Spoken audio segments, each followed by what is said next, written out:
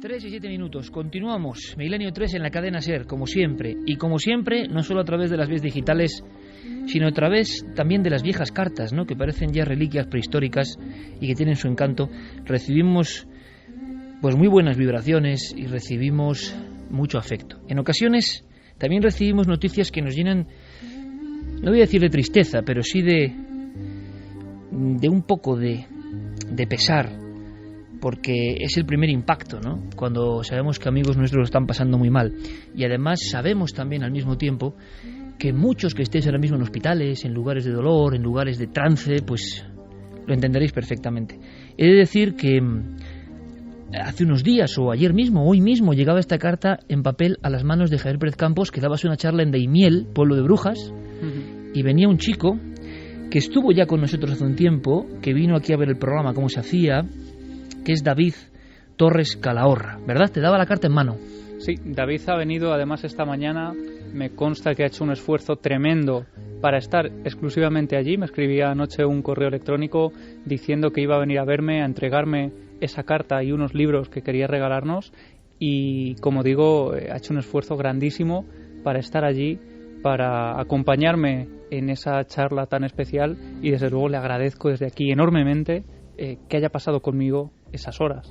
Es que enseguida vamos con muchas más cosas, ¿no? Pero a veces una carta te reconecta con el misterio de la vida y de la gente que lo está pasando muy mal.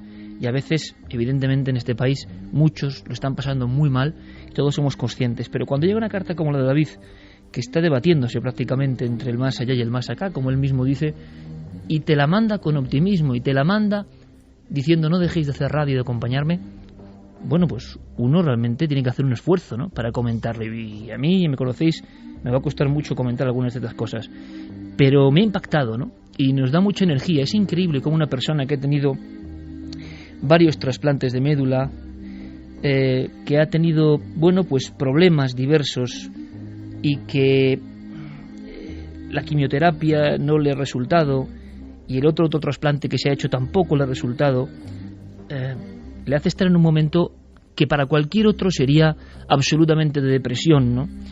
Y además tendría toda la razón. Sin embargo, él, que es milenario de pro y que tiene el alma muy fuerte, y que ya nos lo hizo saber, nos escribe y nos pone en un compromiso, ¿no?, de intentar hacer lo que mejor sabemos hacer o creemos saber hacer, que es hacer la radio para acompañaros en muchas ocasiones. No somos muy conscientes de cómo nuestra voz, de cómo nuestras risas en ocasiones, de cómo nuestros miedos llegan al público, ¿no? No lo percibimos. Y somos muy conscientes cuando llegan cartas como esta, ¿no? Dice que, resumiendo, ¿no?, porque es muy duro, David, nuestro amigo David de Ciudad Real, que desde el 2008 hasta ahora pues ha sido una auténtica pesadilla lo que ha vivido, ¿no?, con leucemia y con los autotrasplantes, pero que aún así ha sido fuerte y que ha intentado aguantar, y que la única compañía que tenía muchas veces, porque muchos amigos le han dado la espalda y se ha sentido bastante solo, era la radio, y era Milenio 3 en este caso. Y eso impresiona lo suyo, recibirlo por escrito. Y él dice, ya no hay nada, o perdona, me equivoco, solo hay algo a lo que me he mantenido fiel, a vosotros, a vuestras voces. Y nos habla de que somos un bálsamo en estos momentos en que las medicinas pasan por el cuerpo como el que pasea por el parque, o como el que es indiferente ante verdades también expuestas por vuestras voces y trabajos. Tiene las ganas, tiene la fuerza este muchacho, que es un muchacho encima, que es un muchacho, para colaborar editando un libro que nos manda. Un libro sobre una mística que ocurre en Daimiel. Él ha hecho sus investigaciones, la enfermedad no le ha quitado la poca energía. Dice que desde hace ya un par de años apenas sale de casa, y si sale solo para ir al hospital. Los pronósticos son muy malos, dice, y antes de que llegue la hora, antes de encontrar el camino, dice que no cree que la vida se acabe así porque así, y que piensa, y se lo hemos enseñado en parte, o él cree que ha aprendido algo de eso. Si ha aprendido algo, pues merece mucho la pena comentarlo y devolverle tanto cariño, que no puede quedarse con la espinita de darnos un poco las gracias.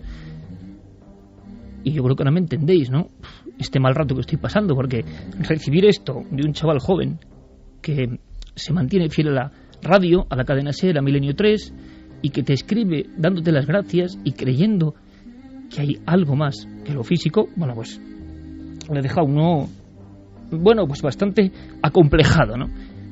Porque luego nosotros nos quejamos de las cosas, de lo que pasa cada día, del problema de no sé qué, del problema de no sé cuántos, y de si tenemos más o tenemos menos. Pero de verdad, y sé que me entendéis, cuando uno recibe pues esta carta, una simple carta, una carta como otras tantas, pero con ese mensaje de fuerza ante lo que él considera ya que pronto va a llegar, uno piensa en los auténticos héroes, en los héroes de la antigüedad, que desde luego se enfrentaban a la muerte, esa que nos da tanto miedo, con otra forma, ¿no? Con otra filosofía, considerando que era el paso hacia otro universo de cosas. Nosotros, en el fondo, durante 12 años, y somos tan políticamente incorrectos por eso, hemos creído que no solo está lo físico, sino que hay muchas más posibilidades. Claro, cuando llega una carta como esta de nuestro amigo David Torres Calahorra, pues uno se emociona, y yo sé que David me va a echar la bronca, lo sé, porque me dice que no quiere penas, no quiere emociones, no quiere desde luego que su amigo Iker delante del micrófono se ponga así. Pero yo sé que me entendéis, y sé que tenemos un enorme compromiso y una misión que va mucho más allá de las audiencias, los EGM y tantas historias. Como lo saben todos mis compañeros de la radio, que también tienen sus propios Davids, ¿no? Y también tienen gente que lo está pasando francamente mal, y gente que está en ese umbral. No es casual, hace poco hablábamos de personas que ante la tragedia tremenda de la vida creían que había algo más. Alguien puede esbozar una sonrisa y decir, no, científicamente no está demostrado, no tienes la razón. Pero yo creo que es bueno tener esa fe en esos momentos, porque seguramente, y yo lo creo, tienen una razón, tienen la razón. La naturaleza es sabia y no hace las cosas porque sí, y seguramente más allá hay cosas maravillosas, estoy convencido, estoy absolutamente convencido, y creo que además, si no sería un poco incomprensible, gente como David las merece esas cosas. No entendemos si hay un creador o hay un relojero cósmico, ¿por qué le pasa esto a alguna buena gente? Que lo demuestra. Hasta hace poco editando un libro, oyendo a la conferencia de nuestro amigo Javier Pérez Campos, y diciendo que el acudir a la conferencia le iba a quitar gran parte de salud, ¿no? Porque los tratamientos ya son al límite. En fin, te deseamos todo lo mejor, David. Te deseamos todo lo mejor a tus 25 años. Bueno, David nos enviaba una fotografía en la que está con Iker y conmigo en el plató de Cuarto Milenio. Sé que nos estás oyendo, David, y sé que vas a tener que hacerte muchas fotografías todavía en nuestra nave. Te vas a tener que subir muchos años a nuestra nave del misterio y realizarte estas mismas fotografías que queremos que año a año nos vayas volviendo a enviar. Además, a través de las redes están mandando toda la energía positiva a este amigo, que los que creemos en esas energías seguro que le están llegando, y mucho bien que le van a hacer. Hombre, seguro, porque evidentemente el impacto es muy fuerte, y saber cómo ha llegado todo esto, y sabemos de mucha gente, no solo David, pero con lo que escribe y cómo lo escribe, yo estoy convencido de que él va a aguantar, va a salir adelante. Qué importante es la mente sobre la materia, ¿verdad? Qué importante es que él tenga fe, que tenga fuerza en lo que él crea, en lo que él quiera, y si la radio le ayuda un poco, si la radio le sujeta a la vida, estamos encantados, ¿no? Lo que pasa es que lo escribe de tal forma, muy bien escrito por cierto, y con mucho impacto y con mucho saber estar, que uno se queda de verdad ante estos héroes de verdad. Uno dice, bueno, nosotros qué mérito tenemos, ¿no? ¿Qué demonios de mérito tenemos nosotros por ponernos aquí delante de un micrófono? En fin, alguno habrá para que David desde hace tantos años no nos haya abandonado. Yo estoy seguro, primero, que hay algo más. Segundo, que tú vas a estar muchos años con nosotros, con la cadena SER y con Milenio 3. Estoy convencido. Y si es posible, pero no solo para él, sino para muchísima gente, muchísima que está en este trance, pues sintamos que muchísimos amigos, cientos de miles de amigos en todo el mundo ahora mismo, crean o no en esto, manden esa fuerza, esa energía positiva, manden ese gesto de amor, ¿no? Un poco a este muchacho y a tantos otros que lo están pasando francamente mal y que nos han hecho pasar un mal rato, porque somos humanos, y que uno cuando se enfrenta a esto no sabe ni por dónde va a salir, ¿no? Pero yo quería que la carta de David de alguna forma estuviese presente, estuviese con todos nosotros en esta mesa. Bueno, todo el mundo está retuiteando ya y va a ser trending Hombre, topic. pues ojalá. Que le manden un libro de los que sorteamos esta noche. Todo el mundo lo está diciendo y está retuitearlo para que sea él uno de los ganadores de los libros. Bueno, David, pues, lo tienes seguro, ¿verdad? Sí, yo me encargaré de mandarle uno. Además, resulta que recibí su email anoche a última hora en ese viaje de camino a Ciudad Real y bueno, pues cogí uno de estos que tenía en casa de 2012, por supuesto, le dije que iba de cabeza para él y bueno, yo cuando recibí su email que es un poco como esa carta, ¿no? Era un email bastante extenso, duro, pero lleno de positividad y de, bueno, él lo puede decir, ¿no? Le contesté diciendo qué energía tienes y tú eres un auténtico héroe, no lo que vemos en las películas. Y al fin y al cabo estuve reflexionando, ¿no? La importancia de un programa de radio, la importancia de algo como Milenio 3, que al fin y al cabo no es solo un programa de radio, al fin y al cabo para mucha gente como David, como él me contaba, somos una familia que estamos ahí haciendo compañía en esos momentos tan complicados, y desde luego aprovecho también pues para mandarle un fuerte abrazo y para darle las gracias una vez más. No me puedo cansar de darle las gracias a una persona después de ese esfuerzo por haber estado allí. Creo que es una de las cosas que más alegría me han causado en meses. Pero es que además, fijaos una cosa, él ha perdido el miedo completamente a ese otro lado, y eso es muy importante, ¿eh? Esa enseñanza, porque a todos nos va a pasar, es que nos creemos que igual le va a pasar al que está enfermo y a nosotros no. Hay muchas anécdotas de ese tipo que te dejan, porque nunca sabe uno cuándo va a llegar la muerte, ¿no? Nos da tanto miedo. Ayer a mí, fíjate que sí es casualidad, ayer a mí en una cena alguien me decía que tenía una enfermedad muy grave, que fue a ver al médico internista, y el médico era como una especie casi de héroe, ¿no? Una especie de tío fornido, que hacía surf, que era admirado por la gente, que en el hospital todo el mundo le pedía autógrafos, ¿no? Y él se sentía muy disminuido, ¿no? Decía, ¿por qué a mí me toca esto, no? Y este hombre tiene esta vida tan plena, ¿no? Y le dieron una operación con fecha para el martes siguiente, era viernes, una operación muy terrible de pulmón, de la que le dijo el doctor que prácticamente no iba a salir. Cuando llega el martes, este muchacho pletórico, este muchacho apolíneo, este muchacho tan venerado en su hospital, había muerto por una corriente, ahogado en Zara de los Atunes, y él se operó y salió de la operación, ¿no? Es decir, y ahora, ¿cómo se quedaba este hombre diciendo lo que es la vida y lo que es la muerte? Nunca uno sabe, ¿no?, cuándo va a llegar esa barca. Y lo que es cierto es que la gente que vive en ese umbral durísimo que ni imaginamos, como el caso de nuestro amigo David, si tiene esa fuerza interior, sabe que eso, primero, no es el final, segurísimo que no es el final, y segundo, tiene esa fuerza incluso para que algo le ayude, ¿no? Él acababa la carta diciendo, de una manera u otra, no me puedo quedar con la espinita de que estas palabras y este libro no llegue a vuestras manos, las manos del que me inició en esta magnífica locura de archivos, madrugones, naturaleza, amistad, libros y preguntas. Gracias. Y dice, hablar de Iker, por supuesto, es hablar de Carmen, de Santi, de Javi Pérez Campos, del doctor Cabrera, de Fermín, de Gaona, de Santiago Vázquez y de tantos otros, ¿no? Bueno, con eso nos damos no por satisfechos. Queremos contarlo, y me va a perdonar David la emoción, pero estar delante de un micrófono de toda España y contar esto, uno si no tendría el corazón de piedra, ¿no? Y no es así. Pero me va a permitir, David, que sea una carta para todos los que lo pasan mal. Vamos a hacer un retweet, pero de esa energía tan a contracorriente, ¿no? Que ahora nadie quiere saber nada de las cosas buenas, parece, ¿no? Del amor, de lo auténtico, de esa empatía entre los seres humanos, que a veces parece que quieren quitarnos, ¿no? Solo potenciando lo burdo, lo material. Y hay cosas inmateriales que sí que pueden recorrer las redes y que son maravillosas. Para David, a sus 25 años, cuando han fallado muchos tratamientos, pero que sigue con fuerza y sigue escribiéndonos. Como decía el doctor Gaena, han perdido el miedo a la muerte y el miedo a la vida en ocasiones, que nos convierte en seres huidizos y en seres con miedos. Los que han estado en experiencias límite saben que todo sigue mucho más allá. Claro que sí, David, seguro que sí, creemos en eso.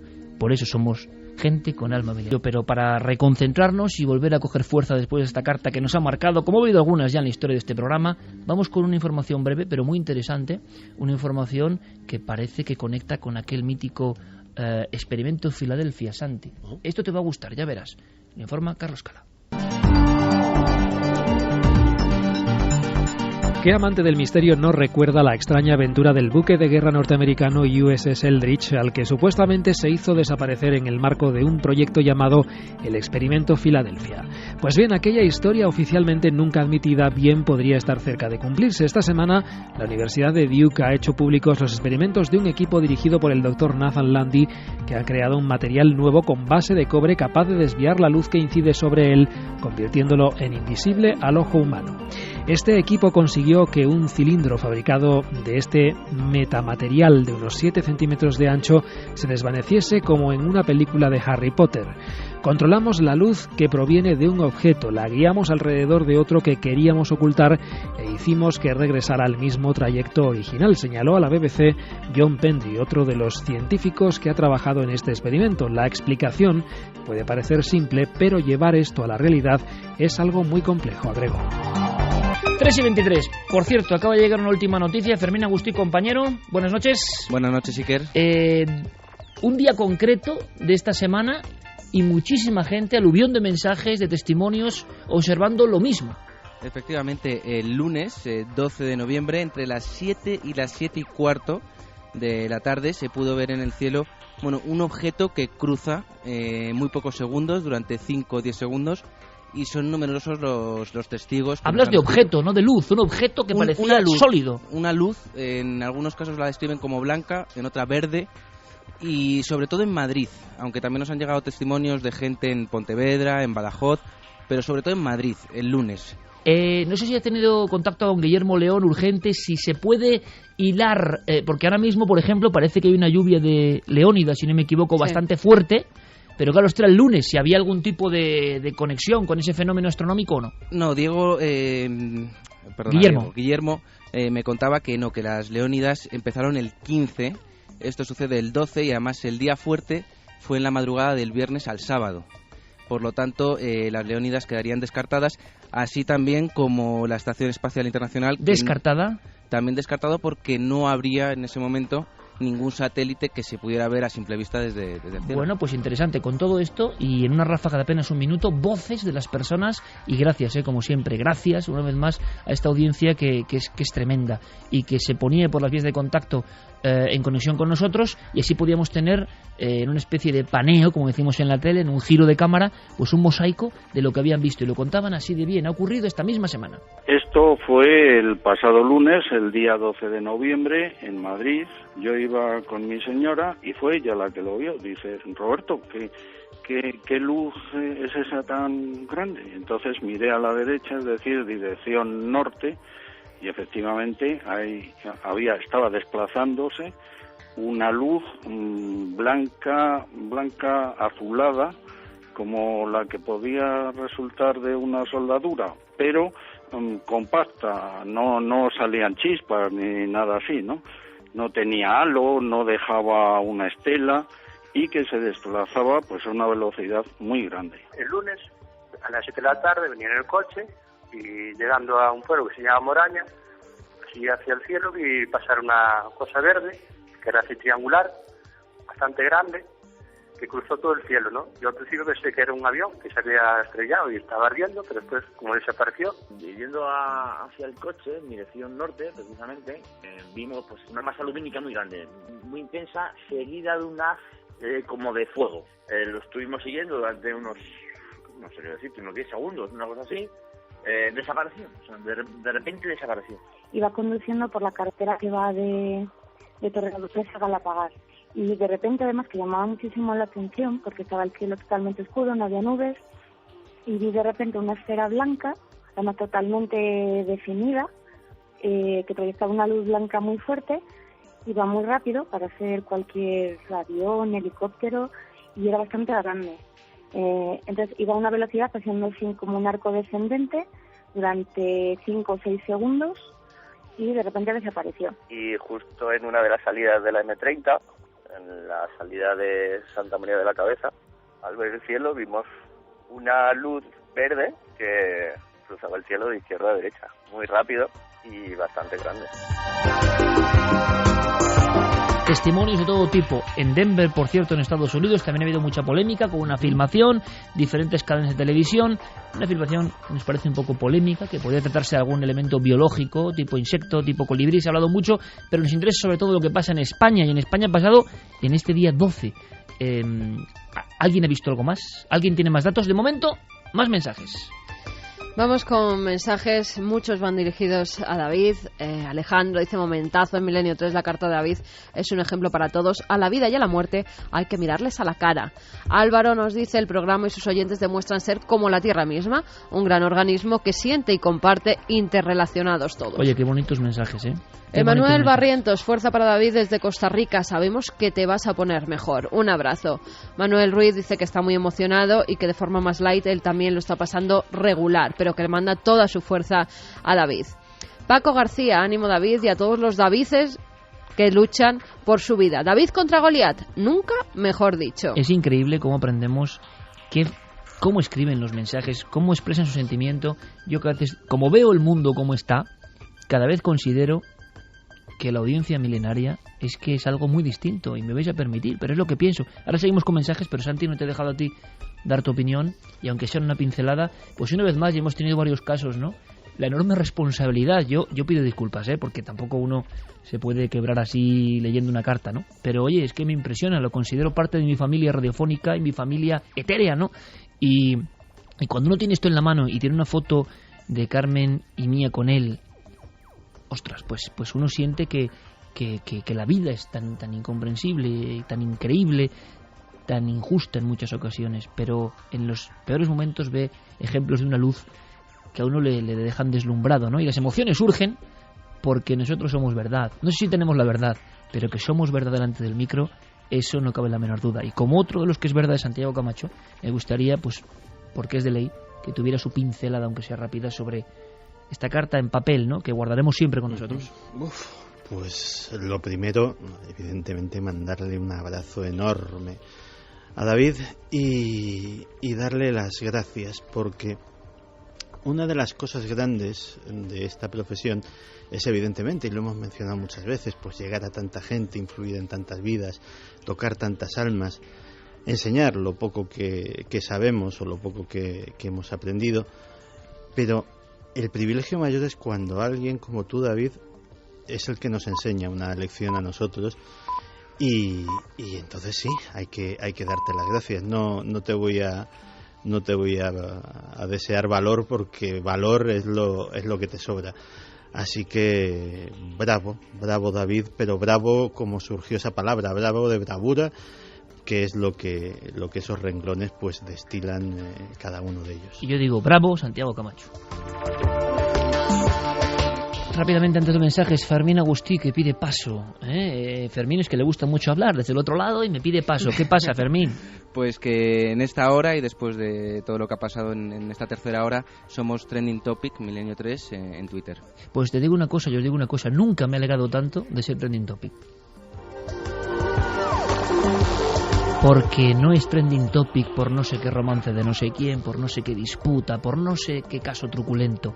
Es Trending Topic porque creemos en ese organismo vivo y común que manda energía positiva a su amigo de la carta y, por supuesto, a todos los amigos que podrían escribirnos la misma carta, que igual algunos no tienen fuerza para hacerlo, pero que la escriben con la mente y con los sueños.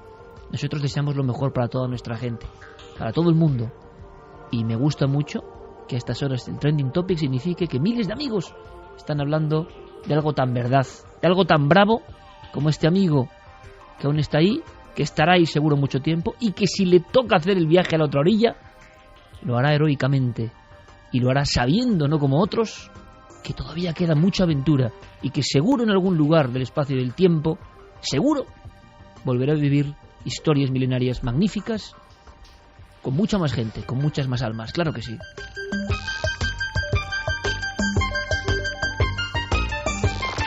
Magnolia Ruiz dice: David, estamos contigo, es toda mi energía para ti, corazón, no estás solo, te quiero mandar la mejor de mis sonrisas.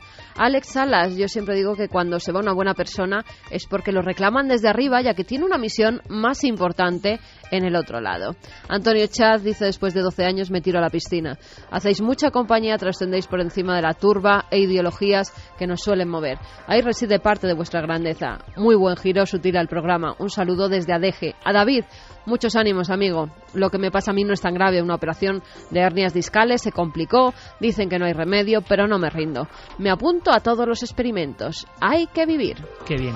Beatriz Escalona dice: mucho ánimo, David. Eres muy fuerte. Sin conocerte siento que te conozco, te mando mucha energía. Nuria Muñoz Romero, nudazo en la garganta y lágrimas por las mejillas. Ánimo a David y a todos los que estén en ese trance. Si es que existe algo más, a mí no me cabe la menor duda. Grande Iker. Fran Gómez dice: fuerza David, de aquí la mayor familia de España. Y en eso tiene mucha razón, ¿eh? Una gran familia que se une cuando lo necesitamos.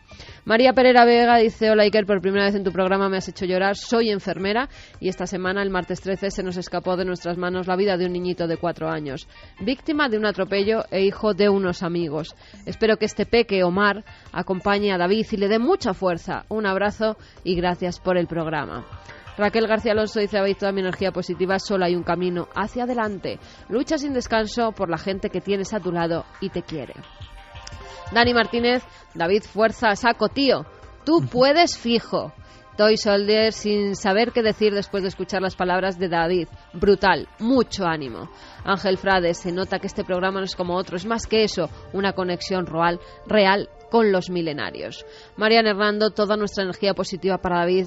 Todos los milenarios estamos conectados y te apoyamos. Un besazo muy fuerte. Claro, y así cientos y cientos de mensajes. Y yo pienso una cosa, digo, científicamente se podrá demostrar y llevar al laboratorio la red neuronal que ahora mismo de emociones invade España y el mundo y está pensando en este chico y en este otro niño de 4 años atropellado. Es decir, estamos ante el espejo tremendo de lo que es la vida y la muerte. Nos damos cuenta de repente de las idioteces con las que perdemos el tiempo, de las idioteces con las que perdemos energía, sangre, ganas de pasarlo mal muchas veces, cuando la vida es algo como un espejismo. ¿Y a ti te parece que hace falta demostrarlo en un laboratorio? Exactamente. Yo creo en ello fervientemente. Claro, os quiero decir, algo está pasando ahora mismo en el 374, algo real, algo que no es máscara, algo que no se imposta, algo que es auténtico, porque hace reaccionar a un gran cuerpo de mentes. ¿Cómo que no se conectan las mentes? ¿Cómo que no se conectan las mentes cuando podemos notar perfectamente Fermín, Noel, Guillermo, Carlos Cala, Javier Sierra, donde esté, todos los que estamos aquí, que hay algo emotivo, auténtico, ¿no? Que gracias a la experiencia de David, millones de personas están dándose cuenta de la alegría y del milagro que es vivir, de la responsabilidad que tenemos al vivir y no perder el tiempo con tanta negatividad que nos meten por la cabeza día y noche, constantemente, a todas horas, en este mundo que quieren hacérnoslo denso, ultramaterial. Bueno, hay cosas más elevadas, ¿verdad? Cosas más trascendentes. Tiene que llegar a veces la carta de un amigo que está casi despidiéndose, pero con fe, con luz, para que todos nos sintamos como debemos sentirnos, vivos y con un enorme privilegio y por eso responsabilidad de ser felices y de hacer felices a los que nos rodean, que ya vale de tanto perder el tiempo con cosas que no merecen la pena, que la vida es un milagro y cada minuto es irrepetible y no vuelve, y hay que emplearlo para el bien, no solo para la autosatisfacción o para el hedonismo o para carpe diem, lo mal que lo utilizan esa palabra, no tiene nada que decir ni que ver con lo que significaba antiguamente. Hay que aprender de los animales, como hemos visto, y por supuesto de las personas de buen corazón. Vaya ejemplo, y queremos simplemente ser altavoz de ese ejemplo. Vamos a cambiar de tercio, seguiremos con mensajes porque evidentemente la carta de David, y no sabíamos, ¿no?, cuándo leerla, de qué forma, pero sabíamos que tenía que estar, y ahora nos alegra que esta reacción vuestra, que me hayáis perdonado esa quebradura de voz, esas lágrimas que casi me han salido, porque un locutor no debe hacer esto, aunque yo creo que ya ni somos locutores, ni somos oyentes, somos otra cosa, ¿no? Somos otra cosa muy unida y que se emociona también. Vamos a hacer una cosa, porque somos Milenio 3. Vamos a acudir a un lugar de misterio. Es nuestra obligación, el reporterismo no para, y más con Ger Pérez Campos, ¿no?, y con su libro En busca de lo imposible, que es un buen regalo, de verdad, para estas Navidades. Claro que sí, lo digo porque lo siento también. Y porque es uno de esos libros a la antigua usanza que perfectamente podría contar este caso, Javier, este caso que nos lleva a Melilla.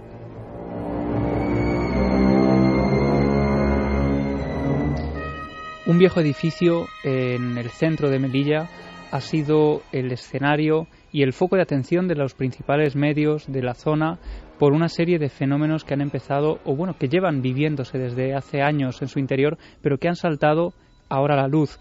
El titular decía: ocupantes fantasma vagan por el antiguo hospital de la Cruz Roja. Al parecer, pues este edificio, que ahora es la Consejería de Economía y Hacienda de Melilla, antiguamente la Cruz Roja, estuvo bastantes años cerrado hasta que se abrió hace ya casi un año o poco más de un año.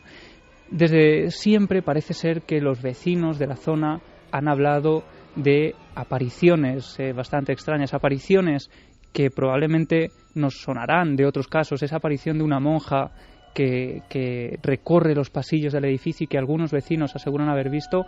Ahora, hace solo unas semanas, ha ocurrido que una persona que iba allí a hacer unas gestiones parece haberse topado cara a cara con este personaje. Hemos hablado con Rebeca Alcántara del Faro Digital y ella nos lo contaba así.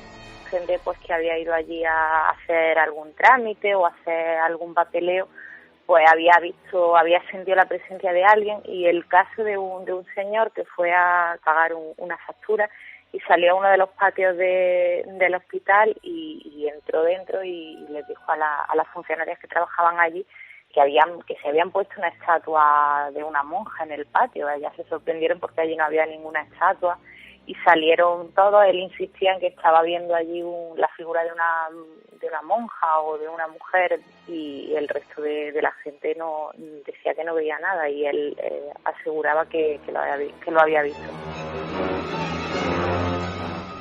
Y todas estas historias no solo tienen que ver con personas que pasan por allí de forma más o menos habitual, sino con los propios trabajadores del edificio, que sobre todo los del turno de noche, precisamente porque parecen estar más expuestos a esos sonidos que son mucho menos habituales que por el día, sienten en algunas salas del edificio un temor bastante especial, hasta tal punto de no querer ir a trabajar, de ir acompañados al trabajo, de no querer quedarse solos en determinadas zonas de ese hospital. La eterna radiografía que pasa en muchos lugares, ¿no? Que hemos ido sacando últimamente. Sí, es lo que hemos escuchado en tantas ocasiones, y si quieres vamos a seguir escuchando a Rebeca haciéndonos una crónica de lo que está ocurriendo.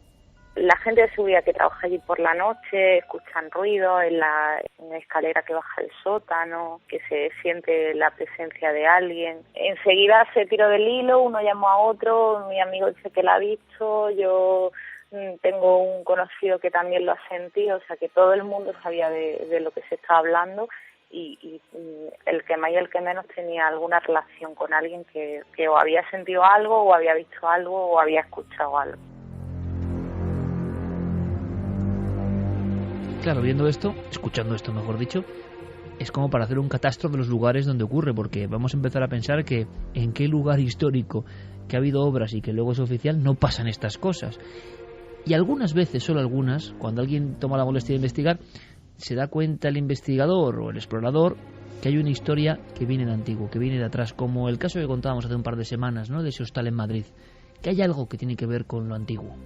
Sí, en este caso, este edificio, que antiguamente era precisamente ese edificio de la Cruz Roja de Melilla, fue también el lugar donde eran llevadas las víctimas de ese desastre anual del año 1921, donde se estima que perdieron la vida entre unas 7.000 y unas 10.000 personas. Que se dice pronto. Ahí es nada. Es una de las tragedias bastante olvidadas de nuestra historia. Anual 1921. Y bueno, pues en este caso, además, hay que tener en cuenta, y este es el detalle que una vez más parece dotar de cierto interés al caso, es que muchas de las mujeres que atendían a esos enfermos eran monjas. Está constatado que las monjas trabajaron en ese antiguo hospital de la Cruz Roja, pero es que parece que hay un detalle más sobre el emplazamiento del edificio. Según me han contado gente que de aquí, que en las inmediaciones también había un cementerio donde se enterraron algunos de los fallecidos. Y bueno, pues algunas de las monjas que trabajaron allí también murieron en Melilla. A la entrada hay una placa en la que se recuerda pues a estas mujeres que cuidaron de los heridos en 1921. Esto sí que es curioso, o sea, hay una placa conmemorativa, quizá escondida a nivel de la historia actual, que habla de esas religiosas, como tantas veces, gente de las diferentes hermandades religiosas que dieron todo su esfuerzo para ayudar a esas personas agonizantes. Hay que imaginar el cuadro un poco, ¿no? Y entonces en ese rincón que quizá ahora se ha aislado con las apariciones, se recuerda a las monjas de verdad, de carne y hueso, de hace casi 100 años. Claro, es que ese edificio conserva la estructura de lo que fue antiguamente, conserva pues todos los pasillos tal cual. Desde luego fue remodelado para poder pues ser lo que es ahora mismo esa consejería, pero por fuera hemos visto fotografías históricas y es exactamente la misma estructura, una especie de edificio palaciego con unas 3 alturas y una torre central con un reloj que parte esa fachada en dos. Se sabe que algunas de esas monjas están enterradas allí, o cerca de allí. Sí, parece ser que hay un cementerio cerca donde están enterradas también esas víctimas del desastre de Anual, y lo interesante, a raíz de aquí, sería no solo iniciar una investigación histórica de cuánto de real y de leyenda hay en todo esto, sino si alguno de las personas que han vivido algo, incluso los propios trabajadores del edificio, si nos están escuchando ahora mismo y han vivido alguna cosa, pues que se pongan en contacto con nosotros para saber un poco más de esta historia. Y una vez más, Pérez Campos será de buscador de lo imposible, se enfrentará, vamos a ver con qué suerte o no. Esto es como una lidia en parte, ¿no? Porque a ver cómo sale el toro de la información en este caso, porque podrías contar muchas cosas de vetos, de prohibición de grabar a funcionarios. Cuando hay ámbito estatal, a veces son la flauta y sí que hay suerte. Ojalá sea este caso el de Melilla, porque ni Ceuta ni Melilla están al margen de historias bastante terroríficas, muchas marcadas por la sangre antigua. Anual 1921. Si alguien quiere saber más, no hay más que buscar en la red, una historia tremebunda. Como tremebundo, y le pido rapidez, sé que Santi puede hacerlo así, es la crónica, su columna de alguna forma, su opinión e información mezclada en torno a todo lo que está pasando con la CIA antes de viajar a ese mundo de las leyendas, el créalo o no, de Diego Marañón. Pero apenas en unos minutos. Santi, ¿eres capaz de contarme por qué hay algo más detrás de todo el tumulto de la CIA de esta semana? Vamos a ver, lo primero, vamos a resumir lo que ha sucedido, porque es tal el cúmulo de información que mucha gente, yo creo, que ni ha entendido lo que ha pasado. Y es que si Estados Unidos tenía un héroe actualmente, ese era el general David Petraeus.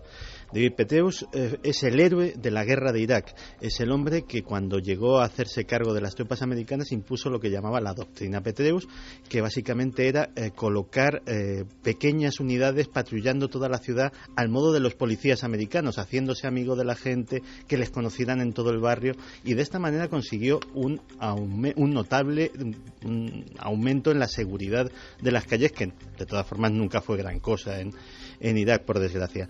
Pues bien, este hombre parece ser que tenía una amante, hasta ahí todos de acuerdo, pero esa amante, que resultó ser su biógrafa, que se llamaba Paula Broadwell, pues tuvo un ataque de celos. Tuvo un ataque de celos por culpa de una señorita que se llamaba Jill Kelly, de la alta sociedad de Tampa, Florida, que a su vez era amante de otro gran general. Novela rosa pura y dura, ¿eh? El general John Allen, que había sido el sucesor y jefe de la OTAN en Afganistán y que iba a ser nombrado ya mismo comandante supremo de la OTAN en Europa.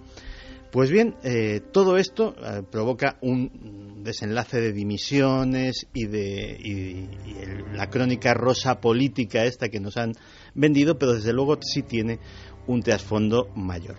¿Por qué? Porque parece ser que Paula Broadwell habría accedido a documentos secretos, muy, muy, muy secretos, del ordenador personal de David Petraeus, que era director de la CIA, ni más ni menos. Según la revista Time, el hombre número 33 entre los más poderosos del planeta. Y en un discurso en la Universidad de Denver en octubre, a la criatura no se le ocurre otra cosa que revelar que el ataque al consulado estadounidense en Bengasi del 11 de septiembre fue obra de un grupo de libios vinculados a Al-Qaeda, pero que en realidad la muerte del cónsul había sido un daño colateral, porque lo que pretendían era rescatar a compañeros suyos que estaban en una cárcel secreta de la CIA que estaría ubicada dentro del propio consulado. O sea, contando una historia que nadie conocía, una historia prohibida. Este lío de faldas llega hasta ese nivel, ¿no? Claro. Entonces, evidentemente, esto marca un antes y un después en la historia casi de la CIA. Y ha llamado mucho la atención porque realmente pensemos que se han estado haciendo públicos emails privados de estos 4 personajes que hemos citado del culebrón, más la mujer de Petraeus, el marido del amante, es decir, una auténtica telenovela. Y el público norteamericano se acaba de dar cuenta de una cosa: el FBI tiene acceso a los emails de todo el mundo, porque nadie ha ido a casa de David Petraeus a quitarle su ordenador personal o confiscárselo o meterle mano a su disco duro, ni a la señorita amante, ni a la señorita pretendiente amante, ni al colega que tenía otra amante, sino que todo eso lo ha accedido a ello el FBI desde sus oficinas. Directamente. Y entonces, evidentemente, pues la población norteamericana pues ha entrado casi en pánico, porque, como te decía, eso que estábamos mencionando antes, la semana pasada, de que el gran hermano podía hacerse realidad, ahora lo están empezando a ver palpablemente y con pruebas de muy alto nivel. Por otro lado, los teóricos de la conspiración dicen que todo esto ha sido fruto de una intriga palaciega. Dice, claro, estamos en Estados Unidos. Estamos en Estados Unidos, donde Franklin Delano Roosevelt tuvo amantes, Eisenhower tuvo amantes, Kennedy tuvo amantes, Johnson tuvo amantes y Clinton porque la amante le salió respondona. Pero si no, no se hubiese enterado nadie y el FBI lo sabía todo y hacía la vista gorda de todo. ¿Por qué convenía sacar este caso en concreto y quitar de en medio en concreto a este señor en un momento, que ya lo hemos dicho antes, en que la tensión internacional se está disparando por segundos? Pues bien, eso también está dando pábulo a muchas teorías de la conspiración. Y por último están los que dicen bueno, si esto hubiese sido un simple lío de faldas, ¿por qué dimite este señor? Pues este señor forma parte de una cosa que se llama la cadena de continuidad del gobierno. La cadena de continuidad del gobierno son apenas una veintena de hombres que no solo el presidente, ellos también tienen la llave, tienen la tarjeta cifrada que abre el maletín nuclear. Esto es de novela absoluta ya. Claro. Los hombres de la llave. Efectivamente, si al presidente le pasa algo, se recurre al vicepresidente. Siempre tienen que ser dos, es decir, tienen que abrir dos ese balón, como lo llaman en clave los miembros del servicio secreto, y acceder a los códigos que dispararían las armas nucleares norteamericanas. Y hay una cadena de, pues si este está muerto, pues el otro, si no el otro, si no el otro, y Petraeus, como director de la CIA, pues ocupaba un determinado puesto. Esas personas está dictaminado que sean de una reputación intachable hasta el punto, y lo leí esta semana y me llamaba muchísimo la atención, que si uno de ellos, por ejemplo, va al dentista, algo absolutamente común, desde el momento que cruza el umbral del dentista queda inhabilitado hasta que un médico de las fuerzas militares le examina, ve que la intervención ha sido correcta, que no le han implantado un microchip, que no tiene una cápsula de cianuro, que vaya usted a saber, y entonces firma el acta médica y se le vuelve a habilitar. Es decir, se llega a esos niveles de paranoia. Claro, si uno de ellos tiene un amante que encima tiene acceso a su información más confidencial, pues evidentemente ha llegado el momento de dimitir, amigo.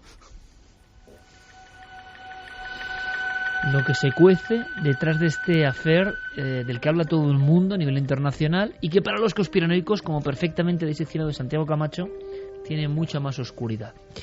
Hay oscuridad en lo que trae Diego Marañón, créalo o no. Hubo aquí apuestas, todo el mundo en contra, excepto Carmen, que decía que la historia era real, esa mujer que desaparecía, se esfumaba en su hotel. Veremos ahora estadísticas. Entra ya en escena, se abre el telón. Diego Marañón, nuestro detective del insólito.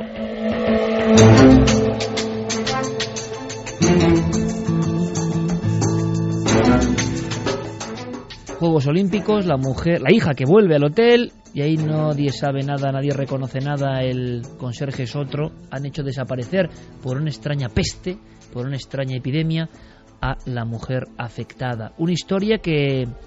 ¿Cómo quedó en nuestra apuesta semanal en ikerjimenez.com? Pues la gente no se lo cree. 69,4% dice que es falso, que la historia es completamente falsa, y que es verdadera un 30,6%. El hotel que cambiaba un poco hasta casi de aspecto y de personas, ¿no? Para encubrir por la puerta trasera o por las puertas traseras la historia de cómo evacuar a esa mujer que tenía un extraño mal. Es quizá la historia con más votos negativos o de falsedad de todas las que hemos emitido. Diego Marañón, compañero, buenas noches. Hola, ¿qué tal? Buenas noches a todos. 69%, ¿eh? Uh-huh. No está nada mal. Y además han acertado. Es una historia que o sea, Carmen falló. Carmen. Yo me creía lo del probador que entrabas y no volvías a salir. Eso era en Estambul, eso igual le pasa a Javier. ¿Cómo no me iba a creer esto? Javier, que no vaya por el zoco. Que... Ya, pues mira. Diego, o sea que era falsa la historia. Sí, además es una historia antiquísima cuyas primeras referencias están en un periódico de Detroit en 1889, nada más y nada menos. Se ha ido adaptando a los tiempos, se han hecho infinidad de novelas, las películas, incluida, por ejemplo, Alarma en el Expreso, de Alfred Hitchcock, se basa en este argumento. También un capítulo de la serie Alfred Hitchcock presenta 5 años después. Incluso, además, podemos escuchar, Iker, si quieres, un corte súper breve para que la gente vea que esa historia dio para bastante en el séptimo arte. Por favor, deme la llave, número 342. ¿A quién desea ver, mademoiselle? Oh, veo que lo ha olvidado. Yo me hospedo aquí. ¿Perdón? Yo quiero la llave de mi habitación. ¿Su habitación, su apellido, por favor? Winthrop, señorita Winthrop. Estoy aquí con mi madre. Winthrop... No está... lo siento mucho, mademoiselle. Es evidente que... Bueno, creo que se ha equivocado usted de hotel. Pero este es el hotel. Lo recuerdo todo. Lo siento, mademoiselle. Mírelo usted misma. Número 342. Bueno, grande nuestro compañero Diego Marañón, porque estás viviseccionando de alguna forma el arquetipo de una leyenda urbana que se ha ido copiando una y otra vez, ¿no? Sí, fíjate, incluso el último ejemplo, variando un poco el argumento, lo teníamos en el año 2005 con esa película de Jodie Foster, Plan de Vuelo Desaparecida. Es verdad. En la que era la hija, ¿no?, la que desaparecía, y bueno, todo el mundo en el hotel... En pleno vuelo, ¿no? Efectivamente, que había subido y que había embarcado a ese vuelo sola, ¿no? En fin, un argumento con paranoia que, como ves, lleva dando que hablar durante más de un siglo. Lo que pasa, Diego, que expresa perfectamente el miedo, ¿no?, cerval que tenemos a desaparecer en cualquier momento en una gran urbe, ¿no?, en un traslado. Claro, es uno de los peligros de los que nos alertan las leyendas urbanas. Vamos con la siguiente historia, que tiene que ver con un hallazgo terrorífico, ¿no?, con una criatura. Efectivamente, ocurrió hace apenas 2 años, 10 de diciembre de 2010, la cadena NBC, uno de sus canales sindicados, abría su informativo Iker de este modo que vamos a escuchar. Gracias por ver las noticias de la NBC 33. Buenos días, son las 6:26. ¿Recuerdan que les pedimos que nos enviaran sus mejores fotos al informativo? Bueno, tienen que ver lo que un espectador dice haber captado con una cámara de caza en Berwick. Realmente no sabemos lo que es. El chico que nos lo ha enviado, que no ha querido dar su nombre, afirma que es totalmente real. Dice que la semana pasada encontró junto a su familia y amigos una de sus cámaras de caza destrozada, pero la tarjeta SIM seguía allí, con esta imagen demencial. Bueno, ¿y cuál era, Diego, la imagen demencial? Bueno, pues la imagen demencial era la de un ser extremadamente delgado, con aspecto entre alienígena y esquelético, que vamos a subir a las redes sociales y que, en fin, provoca escalofríos, desde luego, en todo aquel que la puede ver, y que, bueno, es la imagen que vamos a llevar esta semana a juicio, entre comillas, en Créalo o No. Y la semana que viene, pues te cuento qué se sabe de esta imagen. Bueno, pero claro, Diego, como es el Hitchcock o el Chicho Bañez Serrado de este programa, uno no sabe si, hombre, una filmación será falsa, pero claro, se puede guardar un as en la manga en cualquier momento, ¿no? Dar un giro, ¿no?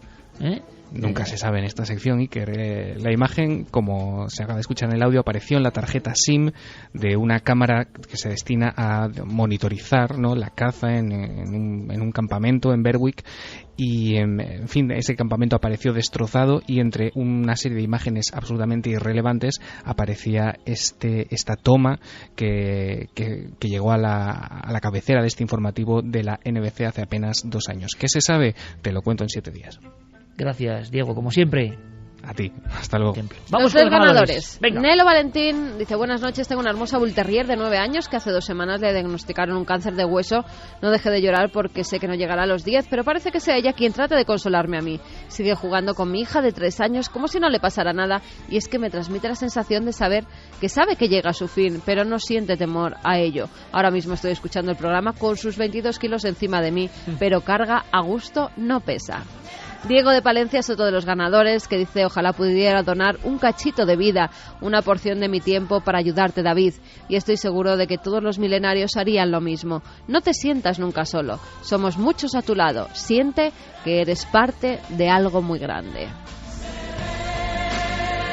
Y el último es para Juan Luis Morilla, que dice: Milenio 3, este anuncio es de un medicamento, lea detenidamente los mensajes de los milenarios y aprenderás a ser mejor ser humano. En caso de duda, consulte a cualquier milenario.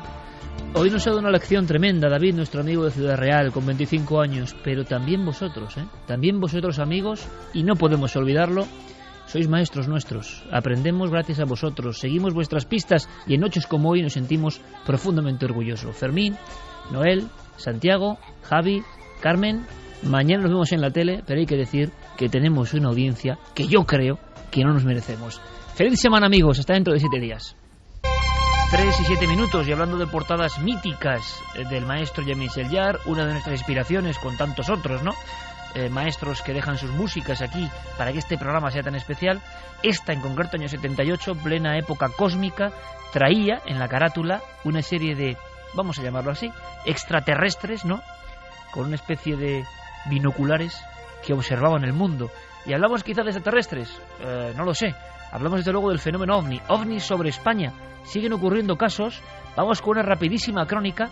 Primero, Javi, había informaciones, y además por 2 vías diferentes, de un mismo caso, con miembros de la Guardia Civil que nos escriben. Ocurrió el 20 de noviembre, hace nada. Es un objeto en la alta atmósfera, parece, pero que ellos se quedaron muy impresionados y nos lo contaban, ¿no? ¿Qué decían, en resumen? Pues ellos describen además una pareja de la Guardia Civil que está transitando esa noche del 20 de noviembre a la 1:20 de la madrugada aproximadamente por la zona de Castillejo de Mesleón, en Segovia. Descubren que en el cielo aparece una especie de bola de fuego de un tamaño que les impresiona, que hace un recorrido muy extenso y en un tiempo récord prácticamente, y dice que van dejando una estela de un color entre rojizo y amarillento que va oscilando conforme va pasando el tiempo hasta que desaparece al cabo de unos segundos. Esto ocurre en la autovía de Burgos. Ellos se quedan alucinados por lo que han visto. Es esta pareja, ven los dos lo mismo, y durante unos minutos, en lo que terminan de hacer ese trayecto que estaban realizando, pues lo pasan preguntándose qué es lo que han visto y teorizando qué puede haber sido ese objeto. Por eso nos escribían. Rato, por detrás, una luz blanca, como lo mismo, como una bola, detrás de nuestro todo el rato, desaparecía, volvía a aparecer, total, que al nada del rato, vimos como que nos adelantaba. Y el conductor, claro, se asustó y tuvo que pegar un volantazo, no, claro, no fue un volantazo grande, pero tuvo que pegar un volantazo porque se pensaba que se chocaba con algo. Hasta que llegó un momento que desapareció y ya no volvimos a ver nada más. La verdad es que nos asustamos bastante. Yo no quería mirar para atrás, la verdad que estábamos muy asustados.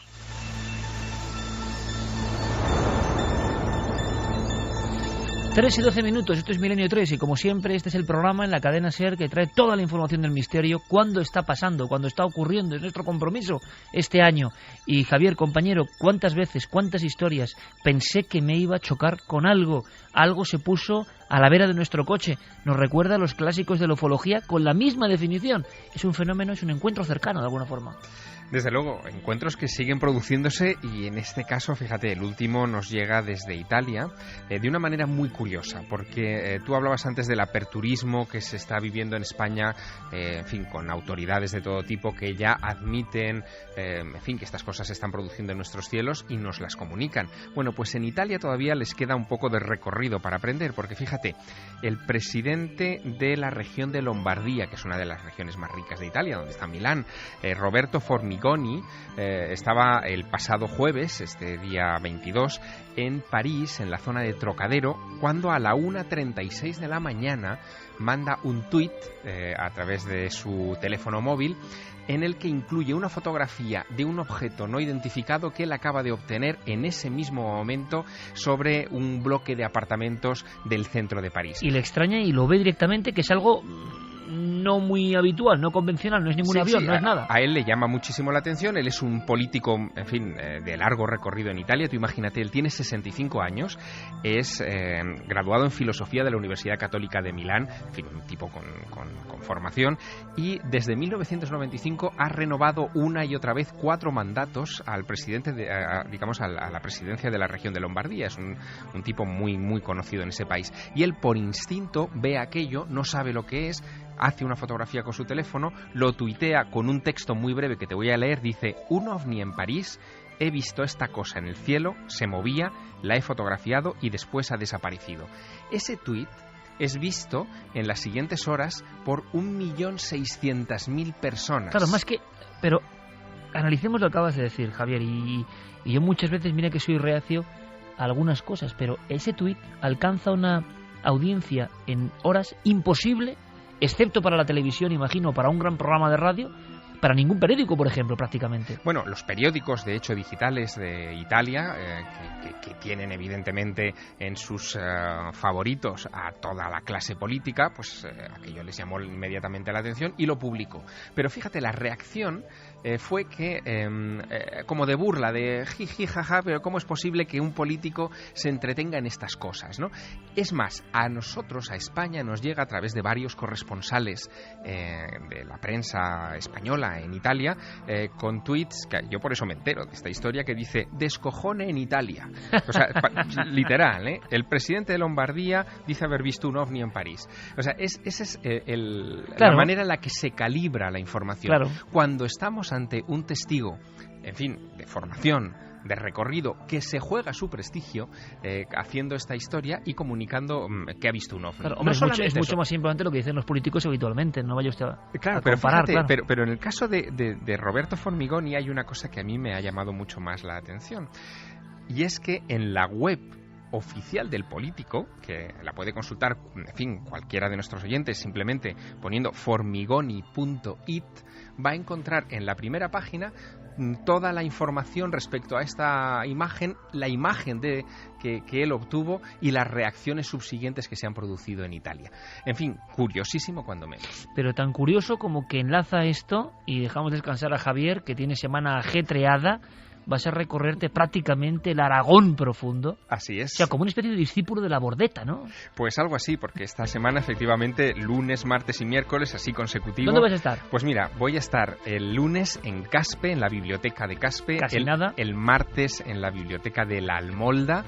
Increíble. Y el miércoles en la de Calatayud. Bueno, hablando de su propia obra, o sea, Aragón ancestral y auténtico con nuestro compañero Javier Sierra, si queréis, que os firme uno de sus libros. Nosotros hemos visto hoy la tapa, la portada, el bosquejo de alguna forma de lo que publicará Javier. ¿Cuándo vas a publicar, Javier? ¿Se puede decir algo? Bueno, podemos avanzar que será en el mes de febrero. No decimos nada, por supuesto, ni título, ¿no? No, ni título. Mira, ahora de repente, no. Mira, los señores de Planeta, ahora lo digo y qué. Yo solo puedo decir que es lo mejor que he leído de Javier. Es lo mejor que he leído de Javier Sierra. Y a mí me ha emocionado, pero de verdad, de forma increíble. Un libro absolutamente iniciático. Te deseamos lo mejor, Javier, y que el público aragonés, que también es tu público, evidentemente disfrute de las muchísimas cosas que les vas a enseñar. Un abrazo muy fuerte, compañero. Otro para ti, Iker. Buenas noches. Vamos a hacer una cosa. Javier ha contado algo a raíz de ese tuit que es muy importante, es la reacción de la gente. Hablamos de un concepto que a Santi le gusta mucho y veré que hacer un programa, que es un concepto brutal, meme. Es decir, idea que se desarrolla por sí misma, la gente la defiende, aunque no sepa lo que defiende. Es una cosa alucinante. Bueno, ahora que has nombrado un meme, acaba de llegar, es que por eso te lo digo, un mail que decía que es un meme de internet lo del caballo. Es un meme. Sí, porque también les llaman esos movimientos. Exactamente. Pues eso es. El concepto meme, qué curioso, también surge en la red, o se le llama a estos movimientos aparentemente espontáneos que alcanzan una cima brutal de popularidad y que luego mueren por sí mismos, ¿no? Vas a tener que estudiar lo del caballo porque hay un temazo, No, me ha mandado hace un rato un amigo de Twitter un link con la historia del hombre caballo. Por lo cual me lo leeré con mucha atención. No sé, igual tienes que contar algo antes de acabar el programa, porque no nos vas a dejar así, pero bueno, en fin. Pero la semana que viene, eso de los memes, esas ideas que triunfan, esas reacciones comunes, esto que ha contado Javier del OVNI, sobre todo eso y sobre quién empieza igual la guerra de los memes en el mundo, vamos a hablar ahora con esta extraña sociedad secreta que nos va a presentar Santiago Camacho. Pero antes pasaremos por vuestros mensajes y, por supuesto, no lo olvidamos, la cuenta atrás. Ya queda menos para la fecha clave en el calendario. Quedan 25 días para el fin del calendario maya. Esta semana el diario ABC ha decidido recoger las 5 catástrofes que con certeza no causarán el fin del mundo antes del 21 de diciembre por ser imposible que tengan lugar en tan corto espacio de tiempo. Una de ellas es la acertada teoría del choque terrestre contra el planeta Nibiru, que a estas alturas ni siquiera ha sido descubierto. Otra es el impacto de un gigantesco asteroide, pues tampoco se ha divisado ninguno que vaya a colisionar contra la Tierra a corto plazo. Y una tormenta solar, tampoco será esta la causa de la destrucción, al menos en este año, pues parece que el periodo máximo de actividad solar llegará entre 2013 y 2014. Las últimas opciones, que con toda probabilidad tampoco se darán el 21 de diciembre, son una alineación planetaria y una inversión de los polos magnéticos, que no se producirá hasta dentro de varios milenios. Así pues, a tan solo 25 días para el fin del calendario maya, ya podemos ir tachando de nuestra lista esta larga serie de apocalipsis que, menos mal, no nos alcanzarán antes de Navidad.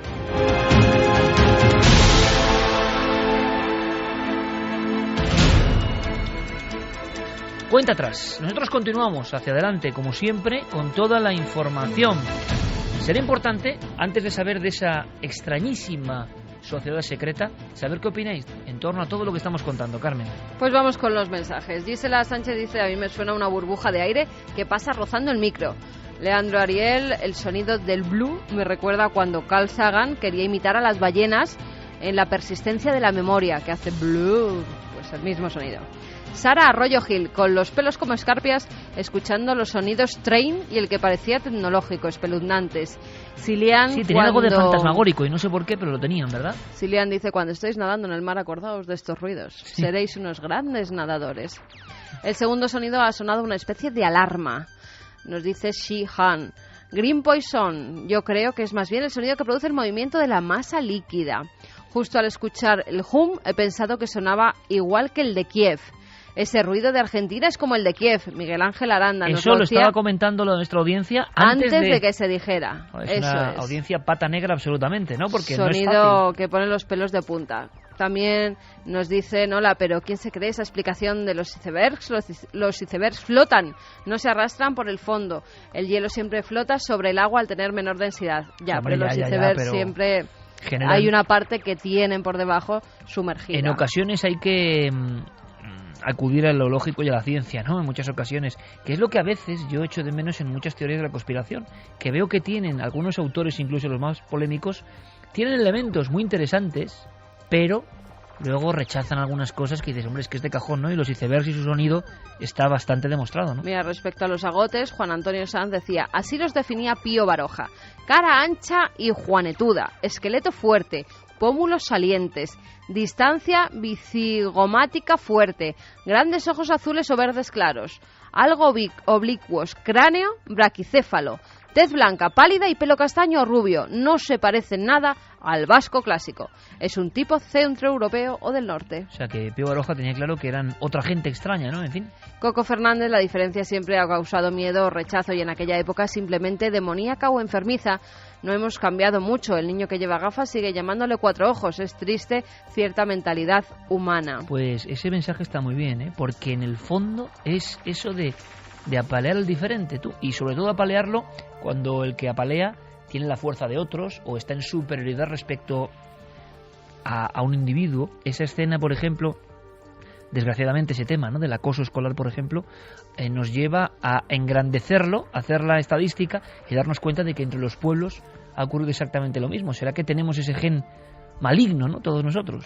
Luis Lombardo decía: los cátaros, los templarios, los palestinos, los judíos, los cristianos, los musulmanes, los gitanos, los payos.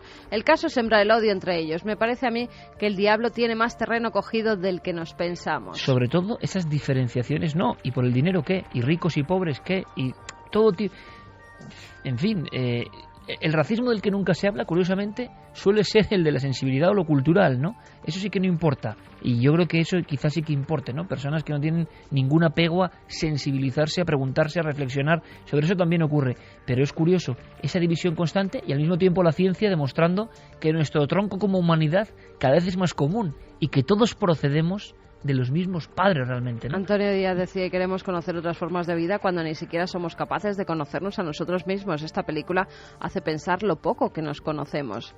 Solo espero que nunca volvamos a ser como en el pasado, aunque hoy en día estas cosas siguen pasando, nos comentaba Mai.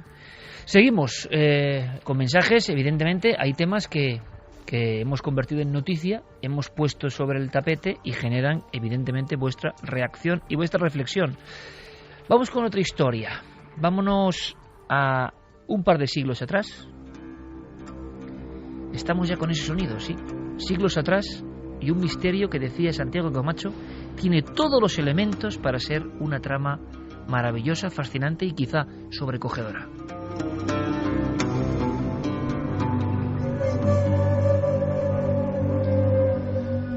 Pues sí, que nuestra novela empieza con un personaje peculiar, el doctor Kevin Knight, de la Universidad del Sur de California. Él, en contra de lo que pudiera imaginarse por la introducción que hemos hecho, no es un criptógrafo, no es un historiador. Él en realidad es un experto en traducciones informáticas. Él es el que hace esos programitas que luego aparecen en los buscadores, que luego nos compramos para los ordenadores o que ya están en nuestros teléfonos móviles, que nos traducen de un idioma a otro. Parece fácil, pero no lo es. Y un día tuvo noticia de un extraño documento. Se llama el códice o el manuscrito Copiale. El Copiale no se sabía nada de él hasta después de la Guerra Fría.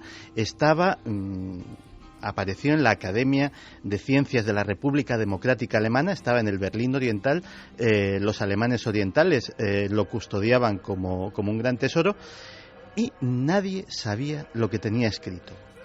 De hecho, el doctor Kevin Knight, cuando lo vio por primera vez, se quedó fascinado. Vamos a escuchar en sus propias palabras qué es lo que se encontró. El documento es un cuaderno de unas 100 páginas que incluye 75.000 caracteres. Fue escrito hace cientos de años, cifrados por completo hasta el punto de que no teníamos ni idea del contenido del libro y no sabíamos cómo empezar a descifrarlo. 3:26, debe haber mucha expectación con esta historia de Santiago Camacho, seguramente con los sonidos del agua también, porque me comunica desde su nicho, ¿no? Al otro lado del cristal, junto a Geray, me comunica Fermín Agustín, nuestro compañero, que en este momento Milenio 3 es trending topic y para un programa de radio no está nada mal. ¿Qué significa? Que el inconsciente colectivo está escuchándonos. Os lo agradecemos de todo corazón.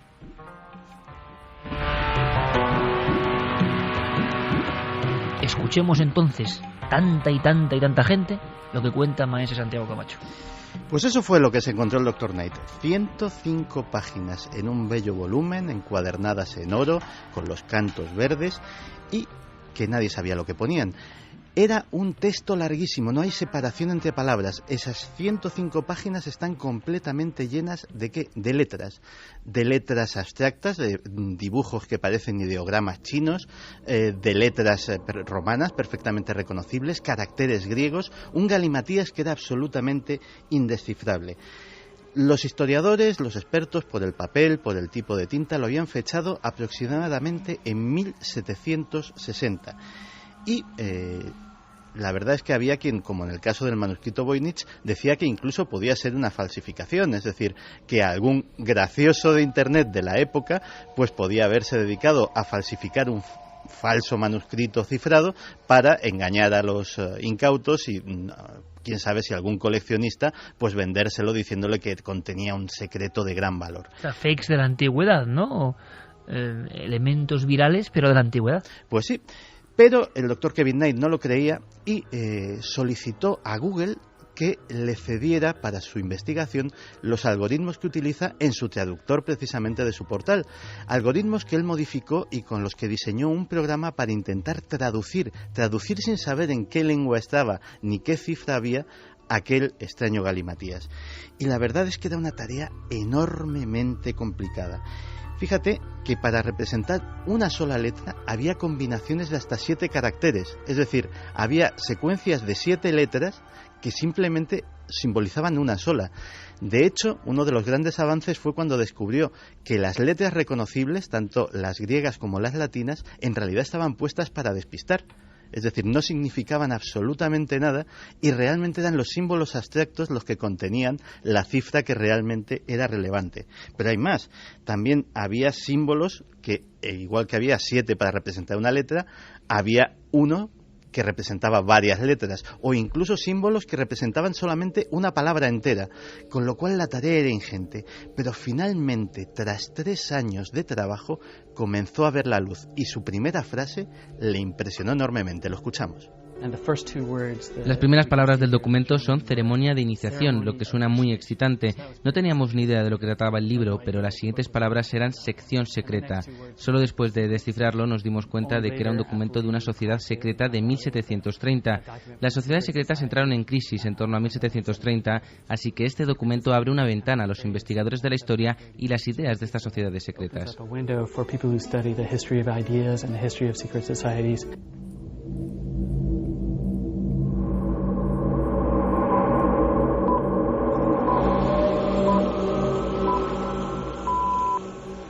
frases que hablan directamente del sentido ocultista de ese trabajo. Pues sí, una ceremonia de iniciación en la que el neófito era llevado con los ojos vendados hasta un extraño altar. Allí se le descubrían los ojos y se encontraba ante él una hoja de papel en blanco. Y el gran maestre le decía, lee lo que pone. Y el neófito decía, pues está en blanco, no puedo leer nada. Pues delante de él se le ponían una serie de anteojos. Y decía, elige uno, póntelo y lee lo que pone. Seguía sin poder leer nada. Entonces el maestro le decía, vamos a lavar tus ojos. Con un paño y un poco de agua le frotaban los ojos y decía, lee lo que pone. Y decía, sigo sin leer nada, maestro. Y entonces decía, pues vamos a operar tus ojos para que veas. 2 personas al aterrado neófito le sujetaban por ambos brazos, mientras parecía que se acercaba el maestro con un extraño instrumental. Al final simplemente le arrancaba un pelo de una ceja con unas pinzas. Era la operación simbólica que hacía ver al neófito una nueva realidad.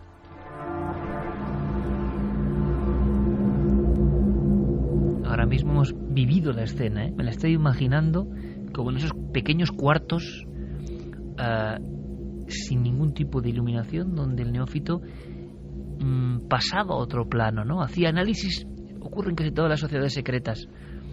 Hay un rito que siempre significa dejar atrás la vida ordinaria y empezar con esa vida de iniciado, es decir, que conoce secretos que solo comparten unos pocos. Bueno, ¿y quién está detrás de todo esto, Santiago? Pues ni más ni menos que la alta e iluminada orden de los oculistas de Bluffenbüttel. ¿Eran oculistas realmente? No, ninguno era médico, ninguno operaba los ojos, ni hacía gafas, ni nada por el estilo. Entonces, ¿por qué esta orden, que también se conocía abreviadamente como el Gran Ojo, se hacían llamar los oculistas? Pues según sus propias palabras, decían, nosotros somos los doctores del ojo, nosotros vemos lo que nadie ve y dejamos a la gente ver o no ver las cosas que deseamos. Nosotros somos los que cambiamos la realidad. Ese era el propósito de aquella sociedad secreta.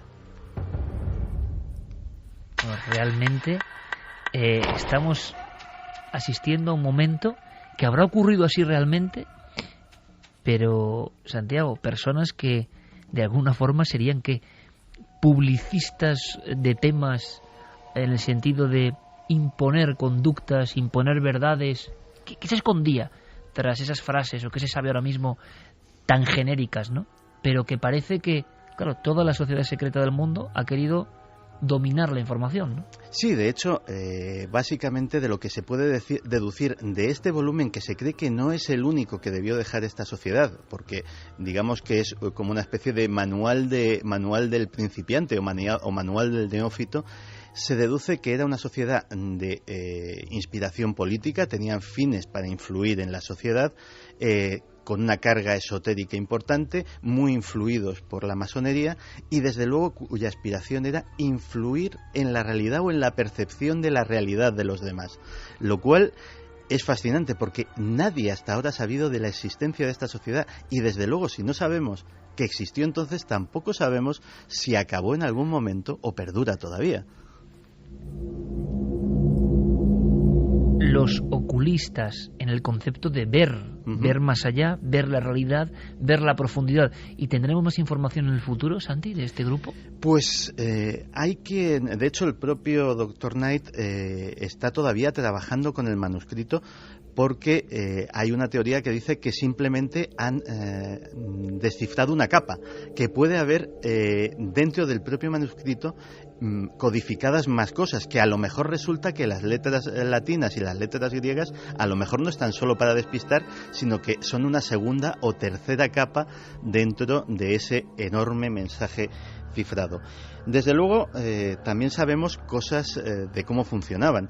Por ejemplo, se recomendaba al neófito en público no tomar partido nunca, no discutir con nadie, dar a todos la razón, que nadie sepa tus inclinaciones ni tus creencias. Eso solo queda para nosotros. ¿Y se sabe algo más? Pues se sabe, por ejemplo, que en las ceremonias no se revelaba la identidad y que si se encontraban en público tenían una serie de signos secretos, como sucede en otro tipo de logias, para reconocerse. Uno que llamaba mucho la atención, había varios, pero uno de ellos era simplemente hablar del tiempo. Y entonces, si sospechabas que otro era miembro de tu misma sociedad, le preguntabas, oye, ¿qué tiempo hace fuera? Y si te contestaba lo contrario del tiempo que realmente hacía, era probablemente que fuera uno de tus hermanos. En fin, la verdad es que el tema es apasionante y el trabajo del Dr. Knight todavía puede dar mucho que hablar, porque no contento con haber descifrado una de las ballenas blancas de los criptógrafos desde hace 10 años, afirma que se va a meter próximamente con las cartas del asesino del Zodíaco, que también están sin descifrar todavía, y con el manuscrito Voynich, y cree que con sus algoritmos y con su nuevo sistema puede tener éxito donde todos los criptógrafos han fracasado. Bueno, espero que en los próximos días no salgan diciendo que todo es una manipulación, que no es así, que el copiar es falso, porque también entraría dentro quizá de la actuación de otros oculistas, ¿no? Que saben cuándo censurar un tema, cuándo debe hablarse de algo, cuándo ese algo no importa, no interesa. Un día tenemos que hablar de eso. Santi, además, con sus estudios sobre el mundo de la publicidad y el mundo de los estudios sobre los estilos de vida, tiene cosas muy interesantes que contar, ¿verdad? Sobre cómo se establecen en ocasiones ciertas verdades que consideramos, absolutamente reales y que nadie puede escapar a ellas, ¿no? Y no necesidad de tener ciertas cosas que nadie puede escapar a ello. Un organigrama, un engranaje perfectamente diseñado. ¿Serán herederos de los oculistas? Tremendo, Santi, de verdad, vaya historia. Vamos con otra historia rápidamente y gracias a todos por vuestra participación, por vuestra escucha. El asunto que viene a continuación es de los que ponen la carne de gallina, es un testimonio. Pasa como otra cualquiera, pero donde pasan demasiadas cosas que no son cualquier cosa, desde luego. En este caso ya no solo una casa, no solo un piso concreto, sino todo un edificio. Puede estar maldito todo un edificio. Veíamos algo parecido en Valencia, el que se llamó ese edificio de la calle Tres Forques, el edificio maldito de Valencia. Bueno, pues parece que en Madrid, en la zona de Embajadores, no vamos a decir la zona concreta, por supuesto, solo te diré que hace unos días, comprobando esa dirección exacta, porque la tenemos, aparecía en una página web dedicada al alquiler de estudios y de pisos un piso concreto de ese mismo edificio. Por lo tanto, hemos podido ver esas fotografías. Carlos, nuestro testigo, había iniciado una relación hacía unos meses, estaba buscando un lugar donde entrar a vivir con esta pareja y unos amigos de sus padres le recomiendan este edificio de la zona de Embajadores, que a base de una serie de relaciones que tenían, pues le recomiendan porque conocían a los anteriores propietarios. Esto ocurre en el año 86. Vamos a escuchar a Carlos contándonos cómo llegan a ese edificio en el que solo llegan a pasar un año. Ya de entrada, lo primero que nos dicen es que la casa está libre porque los anteriores inquilinos, una pareja joven, de entre 20 y 23 años, una cosa así, que de repente un día la chica se había quitado la vida. Había aparecido muerta en el cuarto de baño de la casa, se había suicidado. Ellos hablan de una casa del Madrid castizo, de una casa como con un olor muy peculiar a madera vieja, una casa antigua, una casa muy similar a la que pues todos los que hemos buscado piso alguna vez en Madrid nos hemos encontrado en algún momento, una casa normal y corriente. Pero además, en esos primeros días en los que ellos entran a vivir, parece que ese hecho que consideran aislado no le dan demasiada importancia y no influye en sus vidas porque son muy escépticos y no creen que nada de esto pueda tener relación con lo que puede ocurrir en el inmueble. Empiezan a tener problemas de todo tipo, tanto con las tuberías, empiezan a formarse grandes goteras en el interior de su casa, encuentran incluso charcos en el centro del salón, agua cayendo a chorros por las paredes, es decir, que tienen problemas desde un primer momento. Pero empiezan a darse cuenta de pequeños detalles que parecen indicar que no todo va bien. Y bueno, pues a partir de ahí todo fue una sucesión de acontecimientos. Nosotros en aquel momento quizás no lo tomábamos con el escepticismo inicial mío, pero lo cierto es que las plantas no crecían en esa casa. Ninguna. Y había luz de sobra. El salón daba un patio con muchísima luz. Las plantas no crecieron ninguna a lo largo del año. Todas se murieron. Por lo tanto, estamos viendo ya a unos inquilinos que empiezan a estar un poco suspicaces, ¿no? Empiezan a pasar demasiadas cosas. Eso del agua, por cierto, nos han llegado varios casos donde se relaciona averías absolutamente cotidianas con incremento, ¿no?, de la actividad más o menos extraña. Pero continúa, Javi. Bueno, y el caso de las plantas también. Hace unas semanas teníamos el testimonio de María, de la Casa del Ciego, donde decía que también colgaba todas las plantas en los balcones de su casa y en una zona muy concreta, en una estancia de esa casa, nunca crecían las plantas. Pero es que ellos, en un primer momento, creen que todo esto son una serie de fenómenos aislados que solo empiezan a darle la importancia que tienen cuando se marchan del lugar un año después de entrar allí a vivir. Y es que se dan cuenta, posteriormente, de que no solo las plantas parecían tener un comportamiento extraño, sino también los propios animales. Los animales no podían estar en esa casa, estaba en un estado de nervios. Un perro de unos amigos que venía a visitarnos, que o bien no se separaba jamás de sus dueños, pero nada, y era un perrito de estos pequeños, muy nervioso también, muy que te va a oler y a jugar, no se movía de los pies de ellos, y cuando ellos se levantaban de la silla, inmediatamente el perro salía por la escalera abajo, como alma que lleva el diablo, no quería saber nada de esa casa. Una noche, cuando ellos estaban durmiendo, acababan de llegar prácticamente a casa, escuchan unos golpes en la puerta y un extraño sonido en la cerradura de la entrada a casa.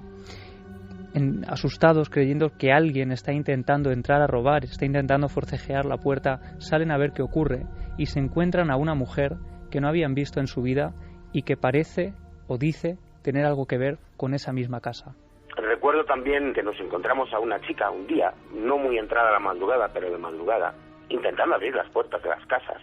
Y cuando yo abrí la mía, porque intentaba meter algo por la cerradura, que yo entiendo que sería una llave, no te creas que se sorprendió lo más mínimo, o sea, no se me miró, yo la pregunté, ¿pero qué estás haciendo?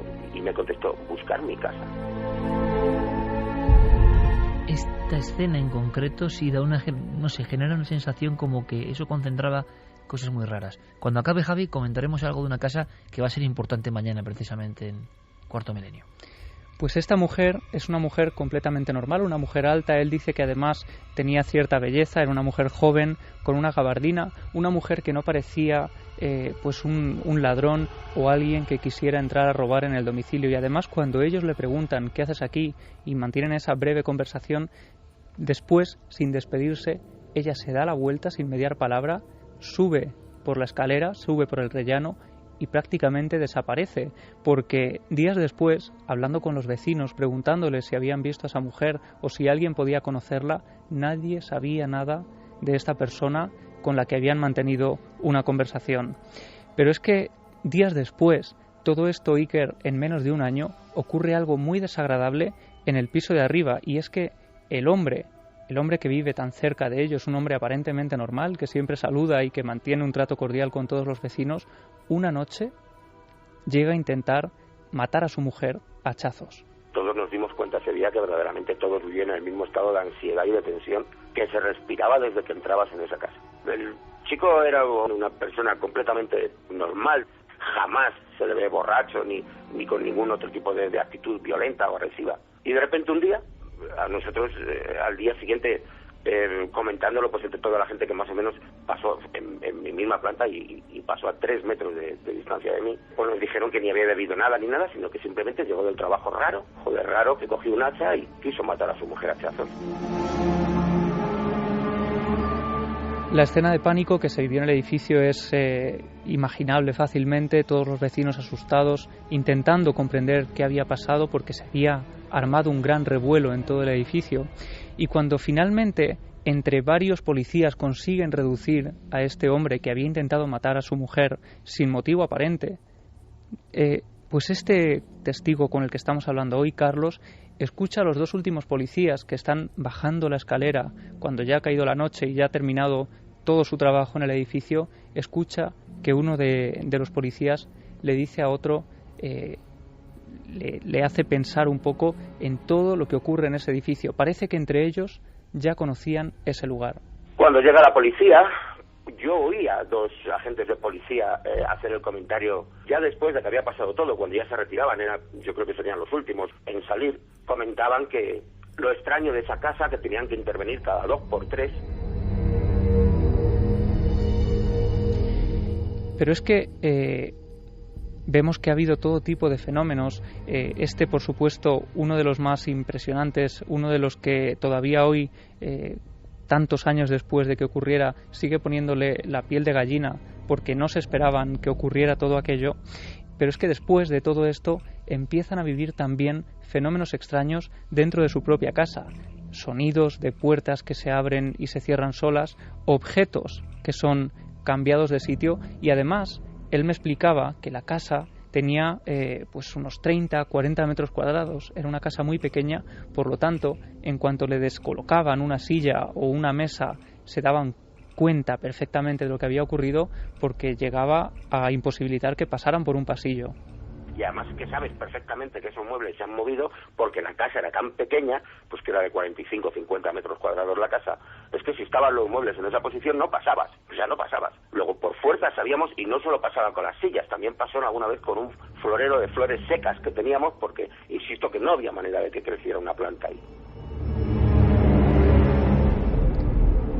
Finalmente, Iker, y esto ocurre, es el último fenómeno que genera un terror auténtico en esta pareja, que hace que tengan que marcharse de la casa. No ha pasado ni un año desde que entraron allí a vivir y tienen que marcharse. Además, estaban a punto de casarse, creían que estaban viviendo una serie de fenómenos que estaban amargándoles la vida, que no les estaba favoreciendo la relación, y deciden marcharse de allí a raíz de este incidente. Una noche, durmiendo tranquilamente, sonó un ruido muy fuerte, un ruido sordo, que lo primero que notamos fue una sensación de luz directa, que provenía del descansillo, del pasillo que había para dar entradas a los distintos pisos. Entonces, claro, ves la calle, no la calle, que la planta. Yo lo único que pensé era que alguien había entrado en la casa. Y empuñé mi cuchillo y salí a mirar qué pasaba, absolutamente acojonado, si me permites la expresión,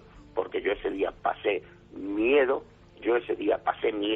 pues intentando buscar al que yo pensaba que había entrado en mi casa. Y no fue tal, no. También desconozco el porqué, pero todas las puertas de la casa, incluida la de la calle, que siempre cerrábamos con doble cerrojo por dentro, estaban abiertas de par en par. Solo en mi casa, solo el cuarto C.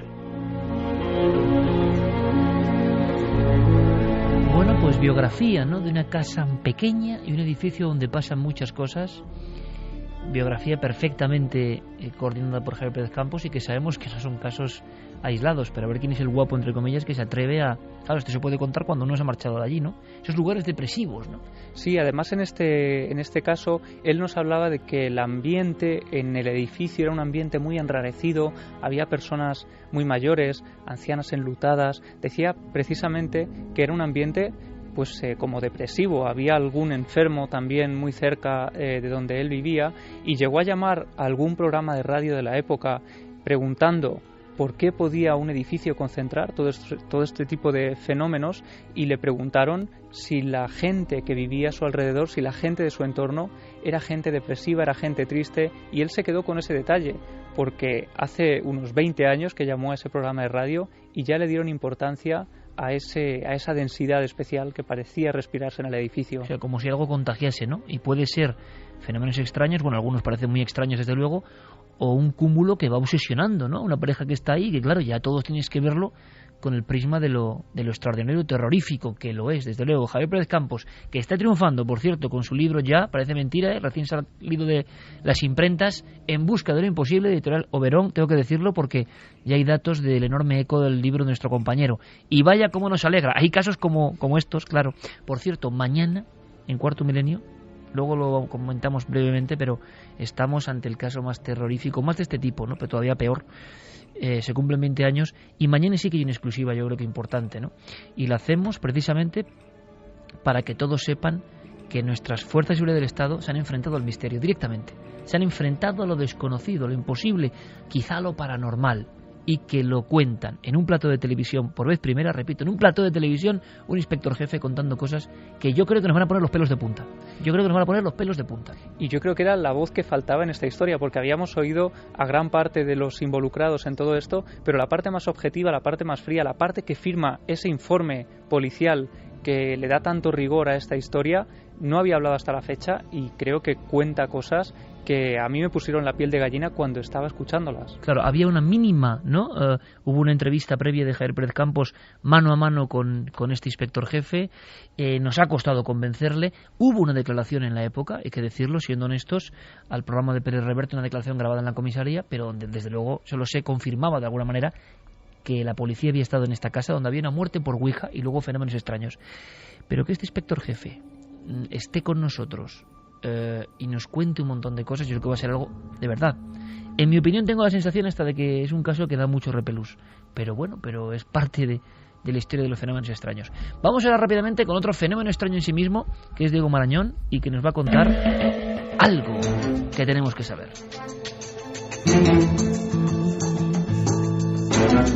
Había una encuesta, ¿verdad, Carmen? Como siempre, una historia Como de créalo siempre, o no. Créalo o no. ¿Qué opinas de la historia de esta semana, la criatura de Berwick?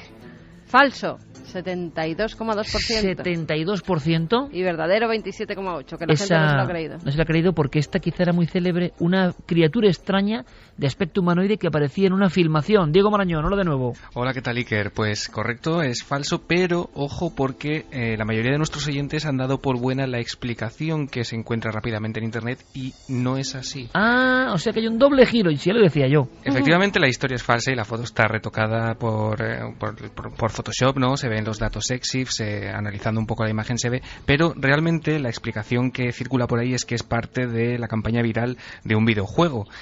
No es así, no es así. La propia compañía, después de como dar a entender que ella era la responsable, lo desmintió. Ese tweet no ha sido tan conocido, pero la compañía de videojuegos dijo, oye, que estamos de broma, que realmente no hemos sido nosotros. El origen de la imagen está en un foro, como tantas otras, concretamente en el foro Archery Talk. Se publicó el 2 de diciembre de 2010 por el usuario Hillbilly Willy, que bueno, hay que decirlo, es el que... Amigo de Santi. Seguro se ha reído. Santi ha hecho una extraña sonrisa así. Y yo creo, no, de verdad, como diciendo, este es uno de mis colegas, ¿no? Ha hecho una risa tipo, antiguamente, con todo el respeto, ¿no? Tipo Germán de Argumosa, cuando se reía. Sí, y fíjate ese videojuego que dio para 35 páginas de discusión en ese foro. Pero, repito, no es la campaña de un videojuego, sino el trabajo de uno de esos grandes creativos que se esconden por determinados foros. Una aparición tipo Mothman o figura famélica que se enfrentaba a todo lo que estaba a su vera y que era captado por las cámaras. Bien, han acertado 72%, estaba muy claro. ¿Qué ocurrirá con la historia de esta semana? Créalo o no, de nuestro detective de lo insólito. Diego, todo oído somos.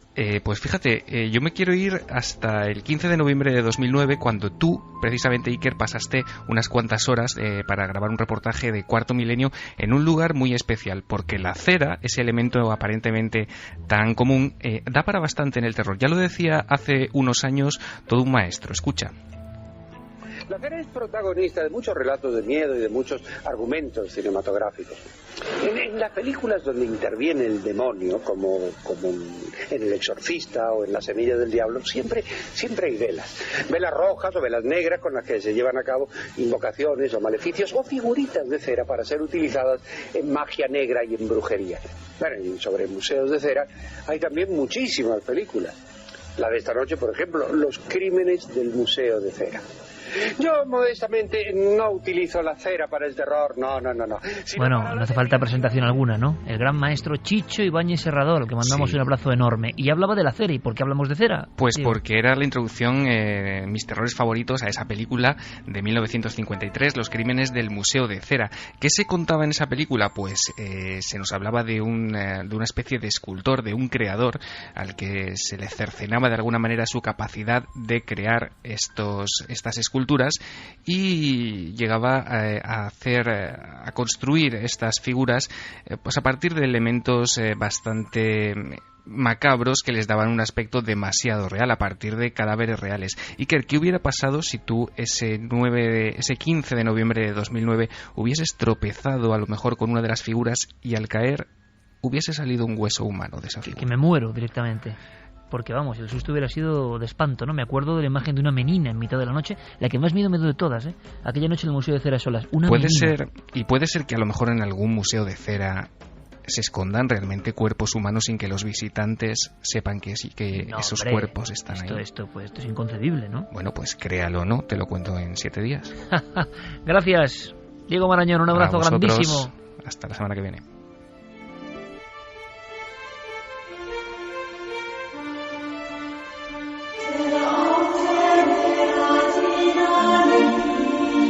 Santiago, creo que Diego Marañón es todo un maestro en lo suyo, ¿eh? Tiene muy pillado el tranquillo, es todo un Chicho Ibáñez Serrador a su forma, en formato breve, ¿eh? O sea, nos deja así diciendo, museo de cera con cadáveres de verdad. Pues fíjate que es de esas que yo voy a tener que pensar, no voy a hacer trampa y no voy a mirar internet, voy a tener que pensar mucho antes de decidirme por una opción. Claro, porque a veces lo que hace todo el público y es normal es buscar en internet, pero ocurre como ha pasado ahora, por eso lo ha hecho Diego, que lo que se cuenta en internet como solución tampoco es verdad. Bueno, es que Diego lo hace tan bien que a veces ni buscando en internet encuentras la respuesta correcta, lo cual está muy bien. Sí, museos de cera o aquellos, una cosa traumática para mí, esos carricoches del terror de las ferias, que ibas con y que se hablaba, por lo menos en tiempo se hablaba, de que algunas de esas figuras monstruosas o quemadas que aparecían en ese artilugio de 2 plantas era un cadáver real, ¿no? Era la leyenda que por lo menos por mi tierra natal se difundió. Hablando de internet, me dejas 30 segundos porque ya lo sé todo sobre el hombre caballo. 30 segundos del hombre caballo y luego mensajes. Esto procede de 2002. En 2002, Archie McPhee, que es la mayor tienda de artículos de broma del mundo, miles y miles de metros cuadrados dedicados al tema en Seattle, en Estados Unidos, hace esta máscara de látex como uno de sus reclamos para el Halloween. Pero eso no es lo que la hace... Bueno, venden mucho, Archie McPhee vende a internet a todo el mundo. Yo conocía la tienda antes de saber... Ya decía yo. Sí, te lo puedes imaginar. Sino que después, una de las guías de viaje más prestigiosas del mundo, Lonely Planet, hace un libro extraño, un libro que podríamos llamar friki. Se trata de la guía Lonely Planet de viaje experimental, en la que propone a los viajeros formas diferentes de viajar. Y al redactor de esta guía se le ocurre decir, ¿y por qué no viajar con la máscara de caballo de Archie McPhee? A raíz de esa guía empieza a aparecer por todo el mundo turistas que llevan su máscara de caballo. Esto le encanta a su vez a los japoneses, que los japoneses empiezan a pedir a Archie McPhee pedidos inmensos de ese tipo de cosas. Empiezan a surgir los primeros vídeos y el meme se distribuye por todo el mundo.